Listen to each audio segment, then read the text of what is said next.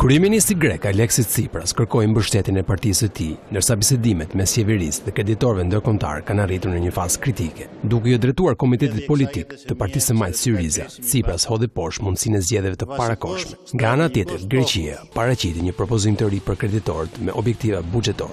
Dokumenti përmban edhe pikën që Athina kërkon rikthimin e maturiteteve të bonove të thesarit greke, blerë nga Banka Qendrore Evropiane me programin e saj SMP. Por propozimet e reja greke nuk bindin huadhënësit ndërkombëtar dhe sot një mini summit mes Merkel, Hollande dhe Tsipras do të kërkojë një mënyrë për të kaluar këtë mosmarrëveshje. Durimi megjithatë ndodhet në nivelet më të ulta. Edhe Komisioni Evropian, që përpiqet të ndërmjetësojë mes Greqisë dhe kreditorëve të saj, akuzon kryeministin grek se po përdor shumë taktika. Më shumë se propozime për Brukselin, ato të paraqitura nga Athina janë sugjerime, siç tregon dhe numri 3 i faqeve. Kreu i Eurogrupit deklaroi për mediat se arritja e marrëveshjes me Greqinë është ende larg. Sipas tij, qeveria e Majt duhet të modernizojë sistemin e pensioneve, për të cilin Tsipras ka deklaruar se nuk bën kompromis. Greqisë nuk i ka mbetur shumë kohë, ndërsa programi i shpëtimit me Bashkimin Evropian dhe FMN s'ka do në fund të muajit dhe Athina duhet të bëjë pagesat e mëdha të borxhit, që mund të jenë të pamundura pa fonde të reja nga kreditorët. Tsipras beson se vendi ndodhet në një pikë kritike në negociata dhe në presionin e partisë së tij, që refuzon një kompromis me kreditorët.